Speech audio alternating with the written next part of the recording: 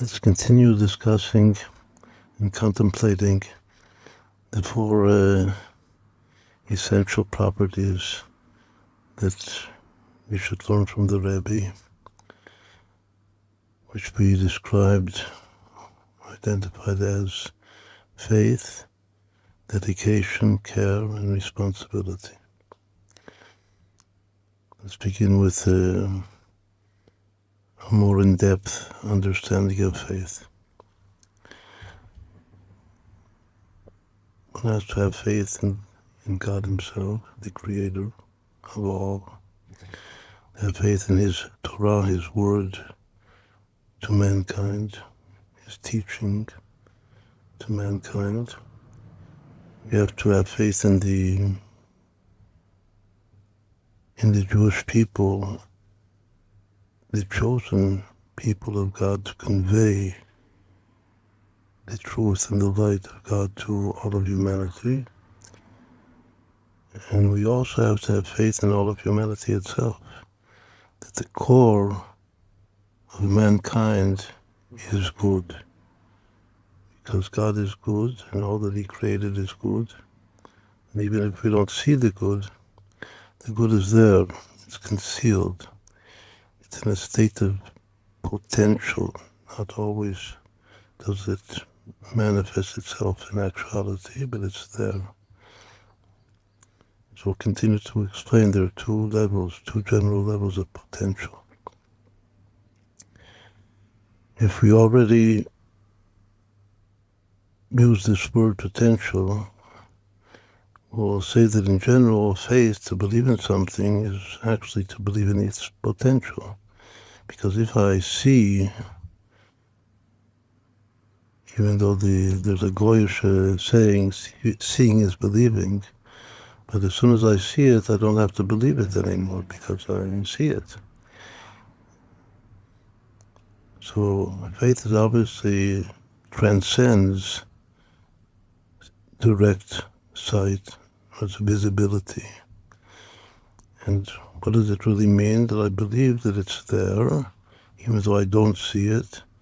I believe that it's potential, and I also believe that the potential will ultimately become actual, will realize itself in reality. So this goes for all of the four levels that we said just now, which are God, the Torah, Israel, and the people, the nations, which correspond also to Yud Kei Vav Kei, to the four letters of Hashem's name, because of Hashem Himself. It said that the absolute oneness, unity of God, is revealed in the Sfirah of Chokhmah, in the wisdom of the world of emanation, which is in a total state of self-nullification, and therefore it is a vessel to reveal and to manifest God's absolute oneness. Echad Emet, the true one and only one. The Torah is the vessel that contains God's light. In the beginning of creation, it says that God said, "Let there be light," and there was light. And God saw the light to be good, and we're taught that saw to be good. He saw that it's good to contain or to, in the present, conceal in a state of potential that light within a vessel. And that vessel is the Torah itself. And that the light, which we're all waiting to receive with the redemption, the coming of Mashiach, the light of Hashem is already here. It's hidden within the Torah. And the Torah is the vessel that contains the divine light. And we're waiting for it to reveal itself, for the potential to become actual. The same is true of the Jewish people. We don't see every Jew as a conscious messenger of God to bring His light as contained and concealed within the Torah to all of humanity. But that's the meaning of the chosen people, that he is chosen to be the emissary of God, to bring that light of God within the Torah to all of humanity. We also have to believe in the potential of humanity, that the potential of humanity is to manifest that core of good, which is its essence. Now we'll explain even deeper. When we say potential versus actual, so there are two different levels of potential, which have two different connotations to them, names. One name is visible potential versus invisible potential. And the other name is close potential versus far potential. We said before that if I see something, I really don't have to believe in it because I see it. It's there. I know it. Faith is not knowing directly. When one believes, one can draw down that belief into a state of HaRav recognition, to recognize, which is called the inner essence of knowledge. I can know my faith, but first I have to have faith without actually seeing it in front of my eyes.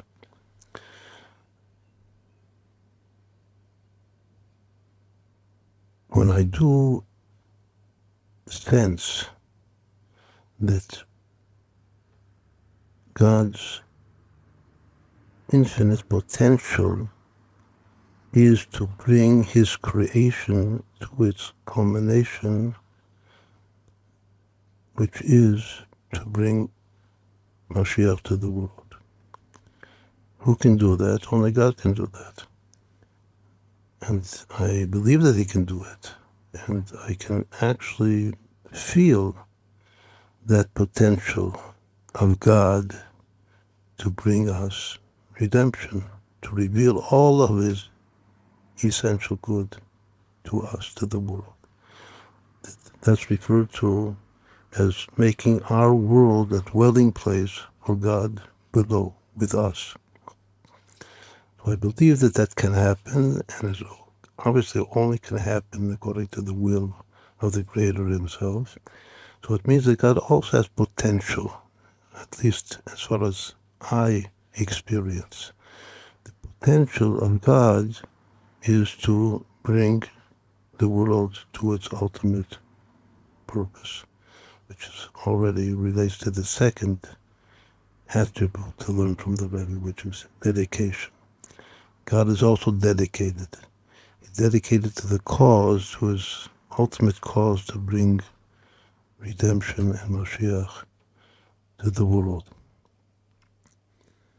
So the actuality of God is his continuous recreation of the world, that also with the physical eyes in our world, which is called Alma de Shikra, a world of deceit, not everyone can directly see recreation happening every split second. But there are those who have zakut hariyah, who have refined vision. They can actually, as it were, experience recreation, renewal of self, of my own self, every split second, with every breath that I breathe. I experience that God is blowing into my nostrils the breath, just as he blew into the nostrils of Adam, his soul. So this is possible to actually experience. This is experiencing God in the present moment. But to believe in God's potential is to believe in his ability. Obviously, he is Kol Yachol, is all able to bring the world to its consummation. The same is true with the Torah. The revealed level of the Torah, and even it's called Kabbalah, and the inner soul of the Torah, one who clings to it, he certainly knows and believes that this light, if I could only bring this light to the world, that would redeem the world.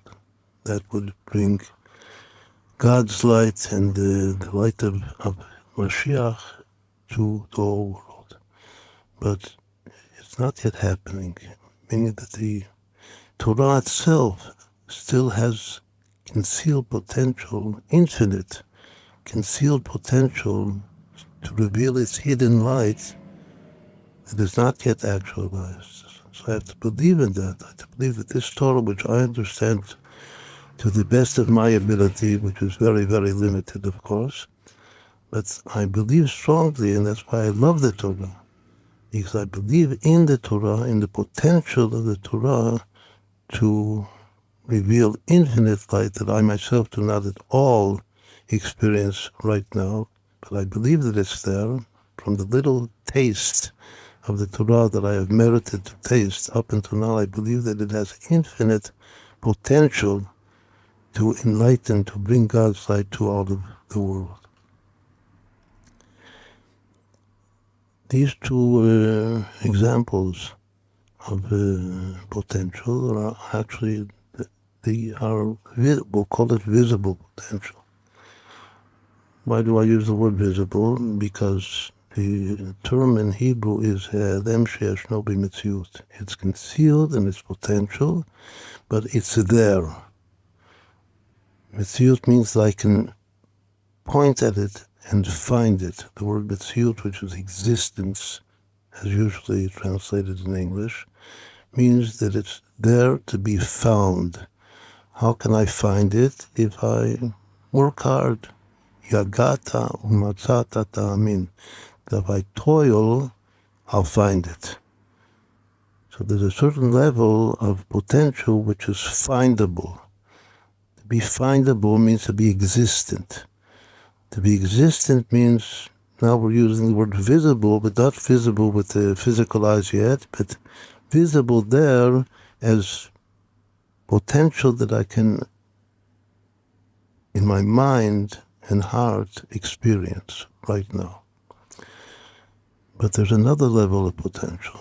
That potential is either, call it invisible, absolutely invisible potential, or as we said before, it's far away potential versus close and very close potential. But that's the potential that the Torah has to bring light to all of humanity, to all intellects and all emotions, all hearts of humanity will be aroused by this light to draw itself close to God, to the Creator. That's the first level of potential. That's called close potential. Or as we said before, it's visible potential. It's there to be found. It exists. But there's another level of potential which, as it were, does not exist. It's not there to be found at all. It's called Ha'adem she'eino b'metziut. It's concealed. It's so concealed that it cannot be found. It's impossible to discover it. The first level of a visible or close potential is things that we'll say another example, a mashal, a parable, things in our world that a scientist can discover. That's called close potential, or once more, visible potential. But things which it's absolutely impossible for a scientist to discover right now, that's invisible or far, it's also there somewhere, but we can't find it right now, at least. When we turn to the next two levels of faith, which are the faith in Israel as the chosen people to bring God's light to the world, the emissary, the messenger, the shaliach, and certainly even more so when we speak about the concealed potential within all of mankind. Even the wicked, even the evil, even our enemies, taught that even an enemy has something that we should learn from him. Some good thing to learn from him. From my enemies I learn. I learn good things. That good thing is a spark, a holy spark, even in my arch enemy, like Amalek. How much the more so about Israel? It says, even the empty ones of Israel, so that it appears on the surface level that they have no manifest goodness. They do not do any deeds of goodness that we can see. But it says that even those empty Jews, as it were, are full of goodness, just like a pomegranate is full of seeds. This is learned from a verse in the Song of Songs, even the empty within you are full of mitzvot, of good deeds, just as a pomegranate is full of seeds. A pomegranate is full of seeds, that's potential, which is there. It's called visible potential, or closed potential. You just have to open the pomegranate and see that there are 613 seeds within the pomegranate, all of the mitzvot of the Torah. And so it is with every Jew. So actually, a Jew, his potential is much closer than at least some of the non-Jewish world. That the potential is so far and so invisible that only God, as it were, can reveal that level of concealed potential. But nonetheless, it's there. As we said before, that's also considered the core of the essence of every soul, even a non-Jewish soul. So this was another enhancement, we'll call it, of our meditation. And so we see that faith is not such a simple thing. Faith has many, many different levels and stages to it. Actually, in each one of the, instead of using the model of four, which is God, the Torah, and Israel, and the nations, Yud-Kei, Vav-Kei. If we just speak of God and Israel and the nations, the three, the Torah is actually one with God. The Torah is the essential vessel that contains the light of God. But Israel already has a free choice. It's not identical with God in our world, in our present order. And certainly the non-Jewish world is even further away. But each one of them has actually three levels. They have the present state of being, and they have the close or visible potential, and they have the far or invisible potential. They have them sheyesh no b'mtziut, the concealment that exists, and the concealment that does not yet exist. And even though it does not yet exist at all, it's still there. God himself, his continual recreation, is his actuality, is our experience of his actuality. The continual recreation and providence over all that he creates. The potential to bring Messiah and redemption to the world is his close potential. The potential to bring the world to a state which is the state of resurrection, of Tchiyat HaMetim, where a physical body can totally, absolutely against entropy, can live forever, as was the state before the primordial sin of Adam, but even more so before the primordial sin, there was still the possibility of death if he will sin. And he did sin, and that's why death came to the world.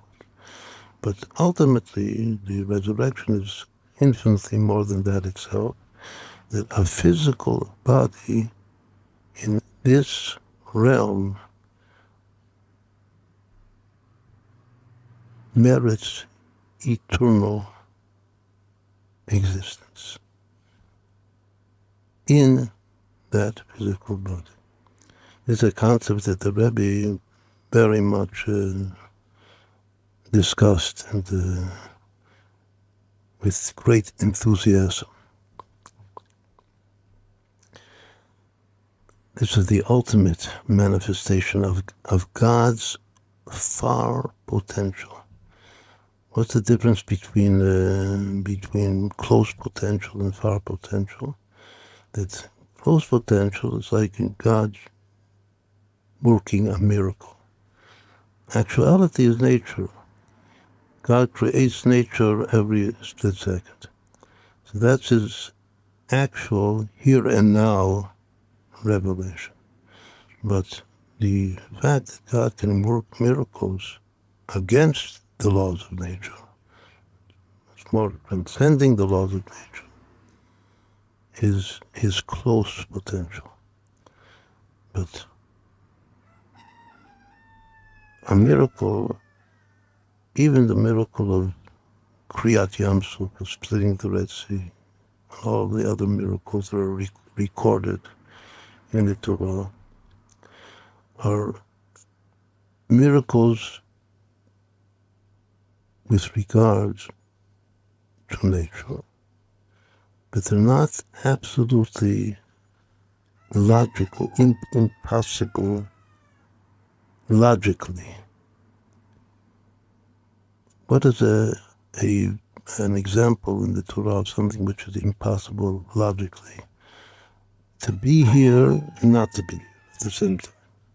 This state is the state of the Holy Ark in the Holy of Holies in the temple. That it's there because it has measurement to it. As I said, but when you actually measure it, it's not there. When you measure from one side of the Holy of Holies to the Ark, and then from the Ark to the other side, the measurement is the full measurement from side to side. Meaning that the Ark there in between is not there. But it is there. This is called a logical impossibility, which is much more than a physical or natural impossibility. And a logical impossibility is far, because we have no way to describe it or draw it in our minds at all. To draw a picture or a scenario of the splitting of the Red Sea is definitely possible. I mean that it's findable in our consciousness. But that miracle of the Ark and the Holy of Holies, that it's there and not there simultaneously, that's not findable at all in our consciousness. But God can do it because God is above logic, different logic altogether. So this is an example that even in God himself, in our faith in God, we have to open our eyes to see the presence of God, which is actual right now, and we can experience it right now. We have to believe in the close potential now to bring Mashiach to the world. And we have to believe in the far potential of, it's called Davar v'Hipucho, that God can make something and its opposite exists in it simultaneously. That's actually the state of the resurrection, which is after the coming of Messiah, of Mashiach. The same is true of the Torah. But if it's true of God, that even God has a far and invisible potential, not only a close and visible potential.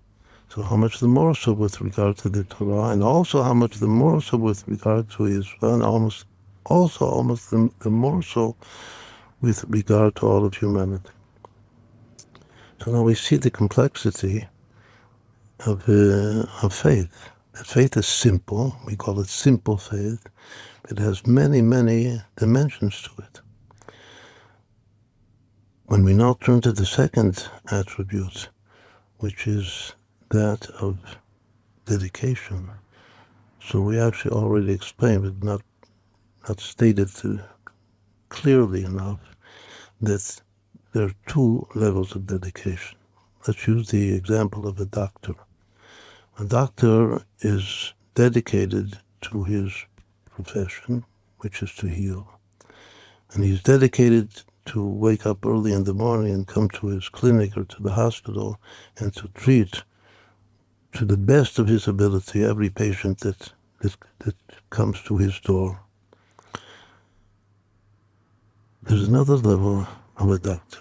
A doctor is here to heal in general, to heal all, not just those particular patients that come right now in the present moment, that he's dedicated to them because he's dedicated to his profession.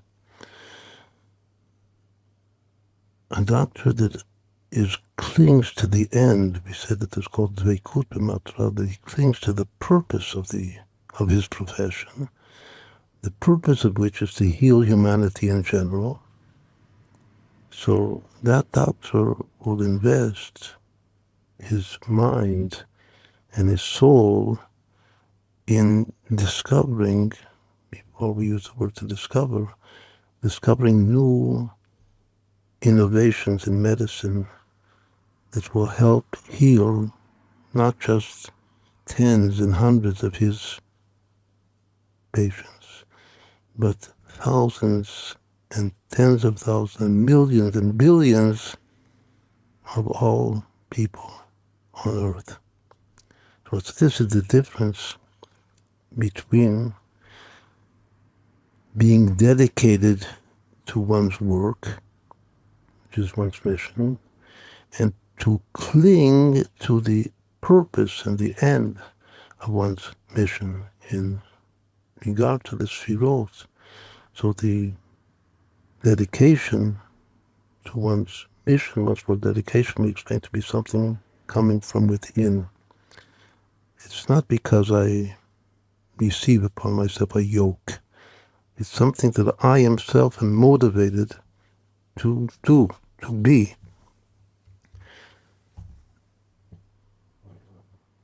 The dedication to my profession, once more, getting up every morning and going to work and doing it as to the best of my ability, is bina, comes from the mother principle in Kabbalah, that I understand what is my purpose. Everyone has an individual purpose, what is meant to be my work and my profession in life, and I do it as much as I can. That's called asiyah le'ela, the origin of doing what I'm supposed to do, what I'm here to do, what I feel that I'm here to do, not just because I'm told to do it, but because that's what I feel.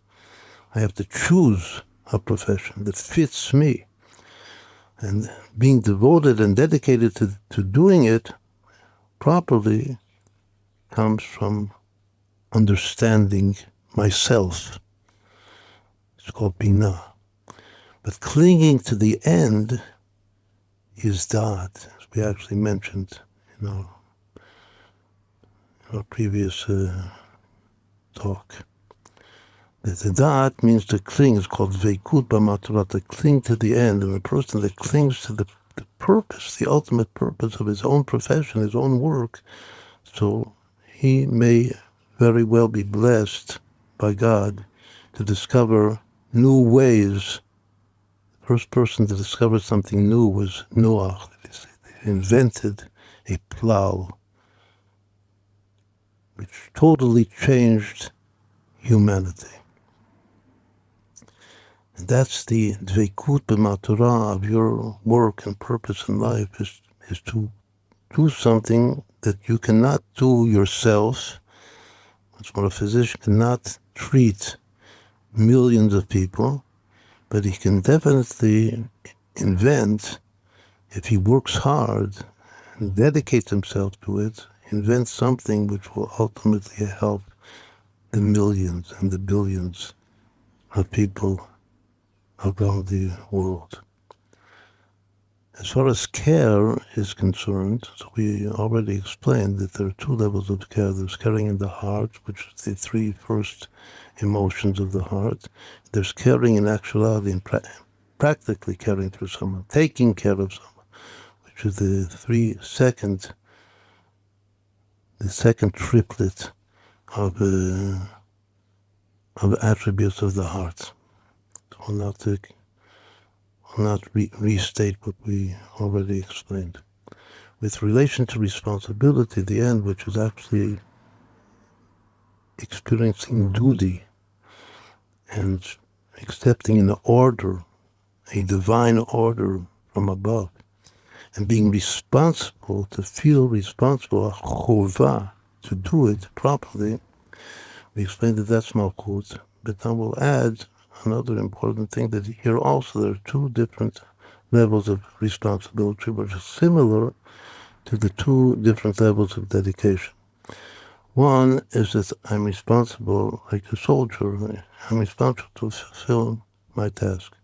I'm going to have to give over a reckoning to my commander if I did it properly. But there's a saying in Chassidut that a soldier remains a private in the army till old age is not worth very much. A soldier does not advance in the army from level to level. He can be doing his thing correctly and being dedicated and having kabbalat all. He receives the yoke of his commander, but if he does not advance in the levels of the army, if he doesn't become a colonel and then a general, he's not doing it at the best of his possibility. How does one advance in the army? One advances in the army by feeling responsible for more and more people. It's more, I can be responsible just for my small group of soldiers, be a second level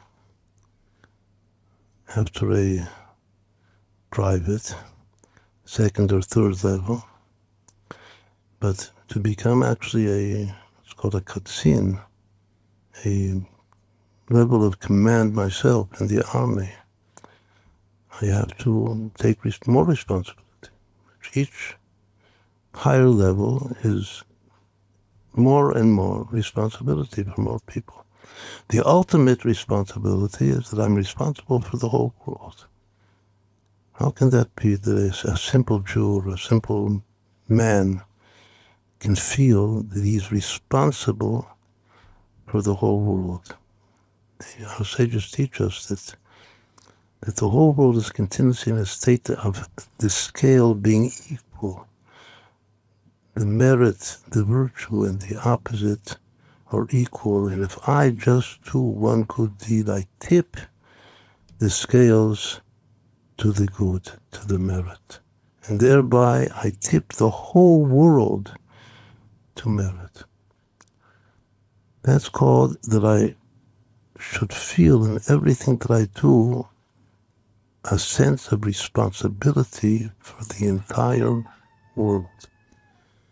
To say this thought now in simple words, there's responsibility for the prat, for the individual, accepting the yoke of responsibility for the individual, And there's the acceptance of yoke, of responsibility for the klal. It's called the prat and the klal, the individual and the entirety. The entirety of, we're now speaking about the entirety of humanity, of mankind. So the ultimate malchut, which is bringing, malchut is kingdom. We said that the responsibility is kingdom. The tachlit, the purpose, the ultimate kingdom is bringing God's kingdom to all of the world. God will be king over the whole world. And who does that? I'm supposed to do that. It's my responsibility. My responsibility is to make God king over the whole world. How do I do that? By just one good deed with this in mind. Every one good thing that I do is tipping the scales of the whole world to good.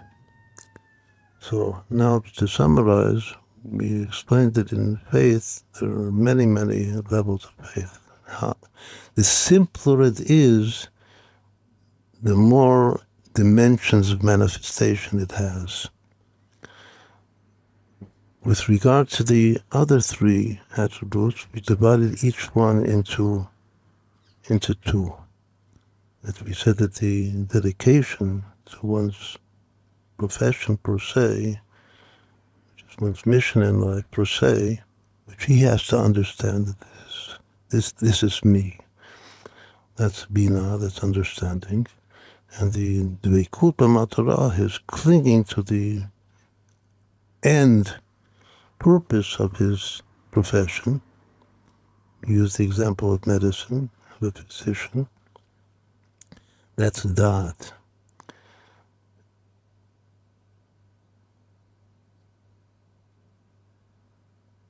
With regard to care, we explained the last time that there are two levels of care. Care in the heart and care in deed. That I care for you in my heart, and I care for you by taking care of you. And with regard to responsibility, now we explained that the responsibility for the individual, and there's responsibility for the total, for the all. That I have to accept responsibility. It's my responsibility to make God king over the earth. It's my responsibility to bring Mashiach to the world. It's all on me. That's the ultimate tikkun, rectification of the kingdom within me.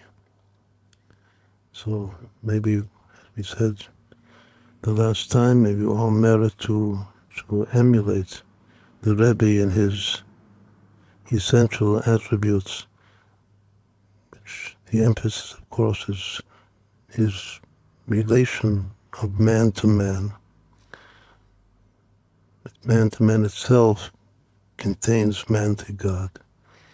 But the manifestation is his relationship to people and to the world, because that's why God put us here in the world. Maybe we'll conclude with one other very important insight that also explains why the Jewish people is the emissary to bring the light of Hashem as contained within the Torah to the world, to the whole world. There's a verse in the prophet that says, Am Torati B'libam, that the Jewish people, the chosen people, is called the people that my Torah is in its heart. And it's not only does a Jew learn, study the Torah, and from day to day grow and develop and progress in his understanding of the Torah, but a Jewish soul is implanted from its outset, from its birth in the world with the Torah in his heart. The previous phrase in the Torah, before it says, Am Torati B'libam, you are a people with my Torah in your heart, is Yodei Tzedek. Yodei Tzedek, Am Torati B'libam. What does it mean, Yodei Tzedek? That you know justice. What does it mean to know justice? To know justice means that once more that innately you know justice. Not that you have to be taught justice.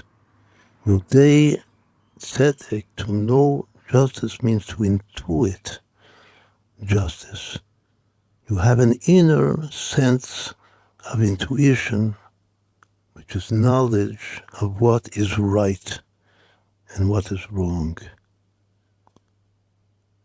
In a certain sense, every human being should and does actually have a sense of justice, of what is good and what is bad. That's the core of the good in every one of us. In the Jewish people, it comes to a fore.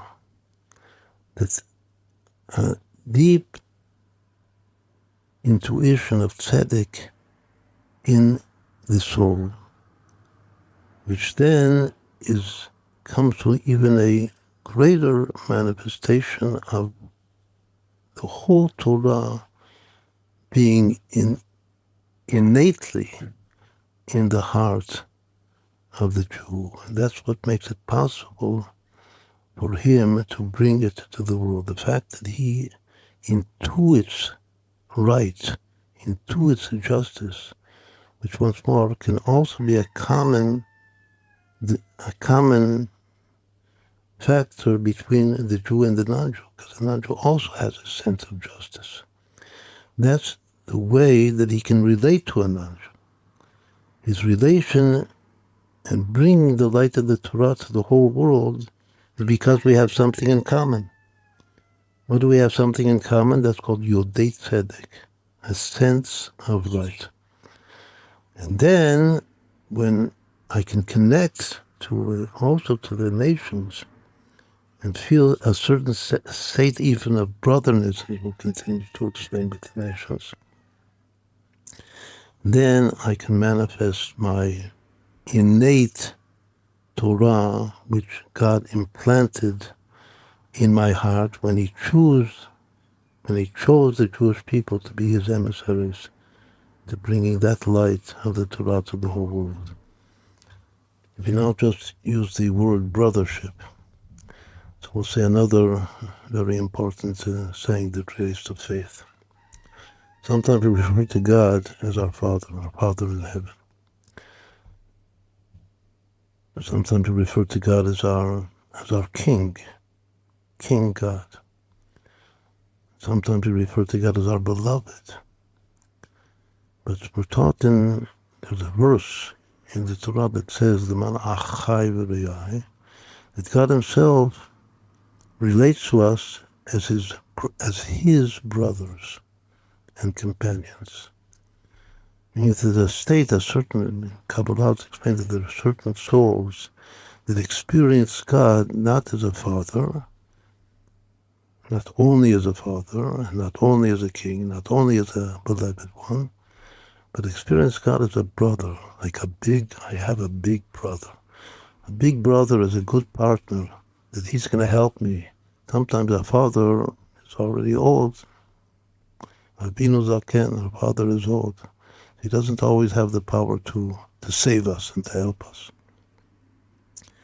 But a big brother is a sign, like a symbol of certain will and ability to help us in every situation, to also be a partner with us, to help us succeed in everything that we do. I have a big brother. So this is a very beautiful thing that not all of us know. There's a certain level of relationship to God as a brother. What about the Torah? There's a verse that reads, Emor l'chokmah achotiyat. Say to wisdom, wisdom is the Torah. Say to the Torah, you are my sister. Once more, a very, very beautiful description of the Torah. The Torah is my sister, and God is my brother. So everyone should have a brother and a sister. And it is also, how does one come to experience God as my brother and the Torah as my sister? It's through faith. Faith is deep connection at the superconscious level of the soul. And as we said before, faith has multi-dimensions to it. And one of the expressions of faith is the ability or this very experience of God not only as a father figure and a king figure and a beloved figure, but a brother. There's one time in the Bible that the word echad, which means one, like Hashem echad, God is one, is written just with the first two letters of the word echad, which are ach. But there's one time in the Bible that one is written without the third letter, which is the dal. It's just written ach, implying that to experience God's oneness, actual oneness, begins with the experience of God as my big brother.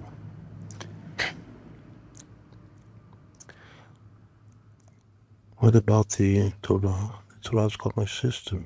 The word sister is achot, which is exactly the letters which spell achat, which is also the word one. It's just a feminine form of the word one. So actually this experience, this dual experience of God as the brother and the Torah as the sister is experience the masculine oneness and the feminine oneness of God himself. This much more very deep insight into the meaning of oneness and the faith in oneness, and how oneness has a masculine form to it and a feminine form to it, and the masculine is the brother and the feminine is the sister. And I, thank God, have the best brother, big brother, and the best, also big sister. We're taught in the Torah that when it says honor your father and your mother, there's an additional word, kabed et, and that word et comes to include in the commandment one's big brother and one's big sister. So actually the big brother and the big sister, which are God and the Torah, are all included within honoring one's father. Because it all comes, the brother and the sister are my siblings. We all come from the same father and the same mother. I say this is once more just a growth of our teaching. And we'll say now, vis-a-vis Israel and every Jew and even every human being, we also have to experience every single Jew and every single human being as being my brother. Because it's all a reflection of God. And my sister is a reflection of the Torah in each one of us. So that's what it all boils down to. That we're all brothers and we're all sisters. And we're all expressions, reflections of godliness. And that itself is the redemption that the Rebbe devoted his life to and felt responsible to enact in reality.